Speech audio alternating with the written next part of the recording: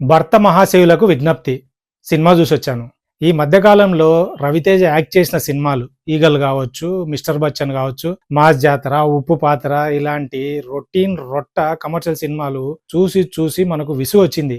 అయ్యా మీకు దండం అయ్యా, మీ సినిమాలు మేము చూడలేకపోతున్నాం, మా వల్ల కావడం లేదయ్యా, కనీసం స్టోరీనైనా మార్చండి, అట్లీస్ట్ జాన్రాన్న మార్చండి అని మొర్ర పెట్టుకుంటే ఫైనల్ గా రవితేజ గారు అయితే మన మొర్రను ఆలకించి జానర్ అయితే చేంజ్ చేసినాడు. కానీ రిజల్ట్ మాత్రం మళ్ళీ సేమ్. బట్ ఈ ఇనిషియేషన్ తీసుకున్నందుకు రవితేజ గారిని మనం అయితే అప్రిషియేట్ చేయొచ్చు. రీసెంట్ టైంలో వచ్చిన రవితేజ గారి సినిమాలతో కంపేర్ చేసుకుంటే ఈ సినిమా అయితే ఫార్ బెటర్ అనేది నా ఫీలింగ్. Spoiler alert. ఇంకా స్టోరీ విషయానికి వస్తే, పెళ్ళైన రవితేజ తన వైన్ కంపెనీ డీల్ మీద స్పెయిన్కి వెళ్తాడు. అక్కడ యునైటెడ్ స్పిరిట్స్ అని ఇంకో వైన్ కంపెనీ చైర్మన్ మానస అంటే ఆశికా రంగనాథ్ను కలుస్తాడు. సో వీళ్ళిద్దరి మధ్యన పరిచయం పెరిగి కమిట్ అవుతారు. ఆ సిచ్యువేషన్ను చాలా మెచ్యూర్డ్గా డీల్ చేసి ఎవరికి వాళ్ళు డిస్పర్స్ అవుతారు.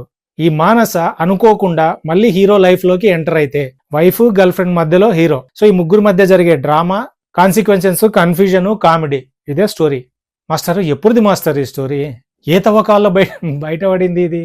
మీరైతే ఫస్ట్ నుంచి ఒక హింట్ అయితే ఇస్తున్నారు, ఇది వైఫ్ గర్ల్ ఫ్రెండ్ మధ్య క్రష్ అయ్యే ఒక హీరో సినిమా అన్నట్లు చెప్తున్నారు. సరే, లైన్ అయితే పాతదే, ఓకే. అట్లీస్ట్ ట్రీట్మెంట్ అన్నా, లైను పాతదే, ట్రీట్మెంటు పాతదే, సీన్లు పాతవే, సిచ్యువేషన్స్ పాతవే. ఏంటి మాస్టర్ ఇట్లా చేశారు? ఫస్ట్ హాఫ్లో అట్లీస్ట్ ఆ స్పెయిన్ కావచ్చు, ఆశికా రంగనాథ్ కావచ్చు, 1-2 కామెడీ సిచ్యువేషన్స్ కొన్ని ఓవర్ ద బోర్డ్ వెళ్తున్నాయి కూడా అట్లీస్ట్ ఓకే అనిపిస్తుంది.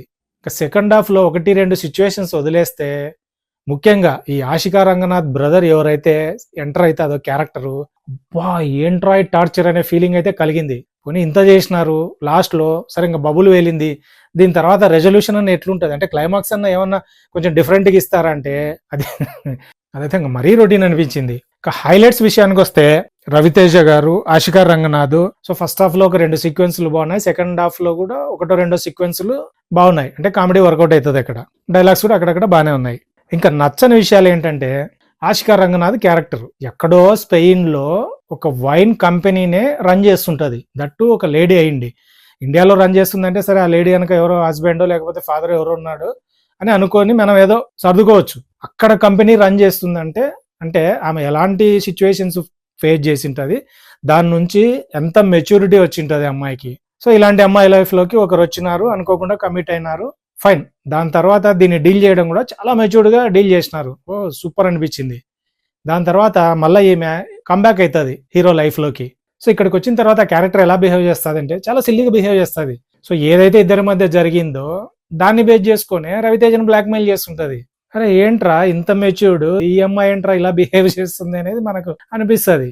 సో మళ్ళీ దానికి మనకి ఇలాంటిది అనిపిస్తుంది అని మళ్ళీ తెలివిగా ఏం చేస్తారు, సో అమ్మాయి నేను రవితేజను మంచోని అనుకున్నా కానీ ఇలా బిహేవ్ చేసినాడు కాబట్టి నేను టార్చర్ చూపిస్తున్నా అంటుంది.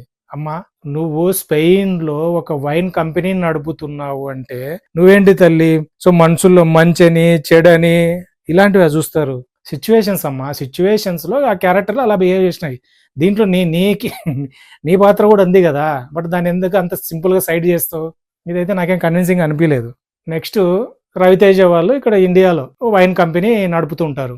వీళ్ళ ప్రోడక్ట్ ను ఎక్కడో స్పెయిన్ లో ఫేమస్ వైన్ కంపెనీ అయిన యునైటెడ్ స్పిరిట్స్ వాళ్ళతో టైఅప్ అయితే మనకు బాగుంటది, మన కంపెనీ కూడా ఎదుగుతుంది అనే ఒక బిజినెస్ స్ట్రాటజీలో వాళ్ళ కంపెనీకి అప్లై చేస్తే వాళ్ళు వీళ్ళ ఆఫర్ను రిజెక్ట్ చేస్తారు. మామూలుగా ఒక కంపెనీ ఓనర్ అంటే ఎలా డీల్ చేస్తారు, ఒక మెయిల్ ద్వారా పెడతారు.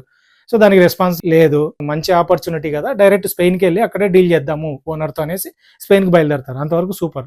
వచ్చిన తర్వాత ఏం చేస్తారు, ఆ కంపెనీ చైర్మన్ ఎవరో వాళ్ళతో డైరెక్ట్ గా కాంటాక్ట్ కావడానికి ట్రై చేస్తారు, లేదా అపాయింట్మెంట్ తీసుకుంటారు, లేదంటే మెయిల్ చేస్తారు, లేదంటే కంపెనీ దగ్గరకు పోయి డైరెక్ట్ మీట్ కావడం. ఏదో ఇన్ని ఆప్షన్స్ ఉంటాయి. ఇది డీల్ చేసే విధానం. వీళ్ళు ఇవన్నీ ఈ ఆప్షన్స్ ఏముండవు.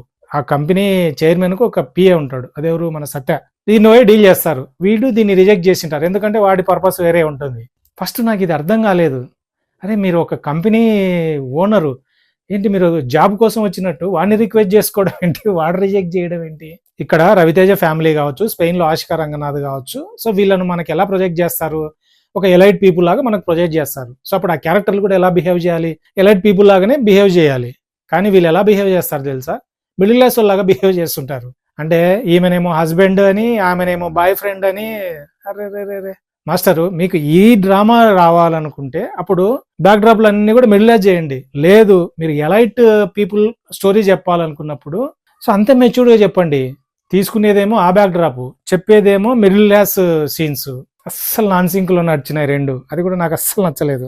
నెక్స్ట్ సెకండ్ హాఫ్ లో అరే ఇంకా ఈ స్టోరీ ఇంకా మనకు అర్థమైపోతుంది, ఇప్పుడు ఎక్కడో బబుల్ బర్స్ట్ కావాలా, ఈ బర్స్ట్ ఎవరు చేయడానికి వస్తారా అనుకున్నప్పుడు ఆశికా రంగనాథ్ బ్రదర్ దిగుతాడు. ఈ క్యారెక్టర్ కూడా నాకు పెద్ద పజిల్ అనిపించింది. ఎక్కడో స్పెయిన్ లో ఉన్న చెల్లెల్ని ఎవడో ఏమన్నాడని ఇక్కడ మర్డర్ చేపించినాడంట. కట్ చేస్తే పోనీడు మర్డరర్ అనుకుంటే కాదు, ఒక స్టేజ్ లో పెద్ద స్టార్ హోటల్లోనే మొత్తం షేర్స్ అన్ని కొనేస్తాడు. సో క్యారెక్టర్ ఏమో మిడిల్ క్లాస్ గా బిహేవ్ చేస్తుంటది, చెప్పే సెటప్ మాత్రము ఎలైట్ ఫ్యామిలీ గురించి చెప్తుంటారు. ఇక్కడ కూడా సేమ్ కన్ఫ్యూజన్. కొన్ని క్యారెక్టర్ ఏమన్నా వచ్చిన తర్వాత ఏదైనా సొల్యూషన్ ఇచ్చి వెళ్తాది అంటే అది కూడా ఏమి ఉండదు. ఒక స్టేజ్ లో ఆశికా రంగనాథ్ వాళ్ళ అన్నతో చెప్తాది, నాకు తెలుసు, నాకు ఆ మెచ్యూరిటీ ఉంది, నేను డీల్ చేసుకున్నా, నువ్వు బయలుదేరు అంటే నాడు అక్కడి నుంచి బయలుదేరి వెళ్ళిపోతాడు. ఎందుకప్ప ఈ క్యారెక్టర్ సెకండ్ హాఫ్ లో ఒక హాఫ్ అన్ అవర్ నడవాలి కాబట్టి తీసుకొచ్చి ఫోర్స్ ఇంక్లూడ్ చేసినట్టుంది తప్ప ప్రాపర్ గా దాన్ని సెట్ చేయలేకపోయినారు. నెక్స్ట్ ఈ ప్లేలో మొత్తము సీన్స్ అన్ని మనకు స్పూన్ ఫీడింగ్ ఇస్తుంటారు. ఓపెనింగ్ స్పెయిన్ లో ఆశికా రంగనాథ్ ఆమె క్యారెక్టర్ చెప్పాలా, ఎవరు సత్యతో ఒకటి అలాంటి సిచ్యువేషన్ ఒకటి క్రియేట్ చేస్తారు, నేను చీటింగ్ నువ్వు భరించను, చీటింగ్ చేస్తే నేను ఎవరినైనా ఏజ్ దొబ్బుతా అంటది. అంటే నెక్స్ట్ ఇంకా రవితేజ ఇది నెక్స్ట్ సెకండ్ హాఫ్ లో ఇది వస్తుంది, మనం ప్రిపేర్ కావాలి. సునీల్ క్యారెక్టర్ సెకండ్ హాఫ్ లో ఈ కన్ఫ్యూజన్ డ్రామాలో ఆ క్యారెక్టర్ కావాలి కాబట్టి అలాంటిది ఒక సీను. నెక్స్ట్ మాస్టర్ రోహన్ వాడిని కూడా అంతే ఫోర్స్డ్ గా అని తీసుకొచ్చి రవితేజ ఇంట్లో పడేస్తారు. వీడి వల్ల ఒక చిన్న బ్లాక్ మెయిల్, అది ఫన్ కోసం రావడమే మనకు స్పూన్ ఫీడింగ్ ఇస్తుంటారు. నెక్స్ట్ ఇలాంటి సీన్లన్నీ రాబోతున్నాయి అని. ఎందుకు ఆ స్పూన్ ఫీడింగ్? డైరెక్ట్ చెప్పుకుంటూ వెళ్ళండి, అట్లీస్ట్ మాకు కొంచెం బ్రెయిన్ కు పని ఇవ్వండి మాస్టర్, ఇంత అవుట్డేటెడ్ గా నా మరి. నెక్స్ట్ ప్రీ క్లైమాక్స్ లో అంటే క్యారెక్టర్లకు అన్నిటికీ ఓపెన్ అయిపోయింది. అయిన తర్వాత ఇప్పుడు రెజల్యూషన్ అంటే ఎలాంటి డెసిషన్ తీసుకుంటుంది క్యారెక్టరు.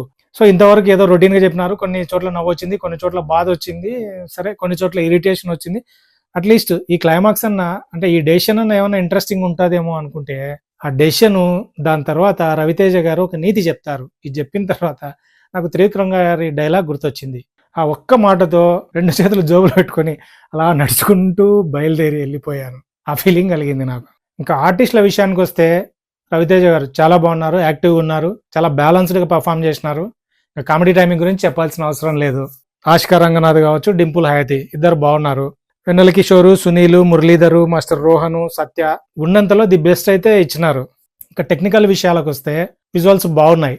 సో సాంగ్స్ కూడా ఒకటో రెండో బాగున్నాయి. బీజిఎం కూడా సర్ప్రైజింగ్ గా సో కొన్ని కామెడీ ఆ సిచ్యువేషన్స్ వచ్చినప్పుడు కొంచెం బాగా ట్రై చేసినారు అనిపించింది ఈసారి. ప్రొడక్షన్ వాల్యూస్ బాగున్నాయి. Return and directed by Kishore Tirumala గారు. ఇన్ని రోజుల తర్వాత కమ్బ్యాక్ కావడము ఇలాంటి స్క్రిప్ట్ తోనా బ్రో? పర్సనల్ గా మీరంటే ఒక మంచి రెస్పెక్ట్ ఉంది, మీ లైన్లు అద్భుతం కాకపోయినా అంటే కామెడీ కావచ్చు, ఎమోషన్స్ కావచ్చు, కొంచెం బాగానే వర్కౌట్ చేస్తారు. బట్ ఈ సినిమా చూసిన తర్వాత అయితే బాగా డిసప్పాయింట్ అయ్యా బ్రో. ఓవరాల్ గా భర్త మహాశైలకు విజ్ఞప్తి, వెళ్ళాలా వద్దా? మాకు కామెడీ స్కిట్స్ ఉంటే చాలు, స్టోరీ ఏం అవసరం లేదు అనుకుంటే హ్యాపీగా ఫ్యామిలీతో వెళ్ళి ఎంజాయ్ చేయండి. లేదు కామెడీతో పాటు మాకు ప్రాపర్ స్క్రిప్ట్ కూడా కావాలి అనుకుంటే మాత్రం డిసప్పాయింట్ అవుతారు. ఈ సినిమా చూసిన తర్వాత మీకేమనిపించిందో కింద కామెంట్ రూపంలో చెప్పండి. నా రివ్యూ కనుక మీకు నచ్చినట్లయితే లైక్ చేయండి, షేర్ చేయండి, సబ్స్క్రైబ్ చేసుకోండి. నెక్స్ట్ ఇంకొక ఇంట్రెస్టింగ్ వీడియోతో మళ్ళీ కలుద్దాం. అంతవరకు టాటా, బాయ్ బాయ్, గుడ్ బై.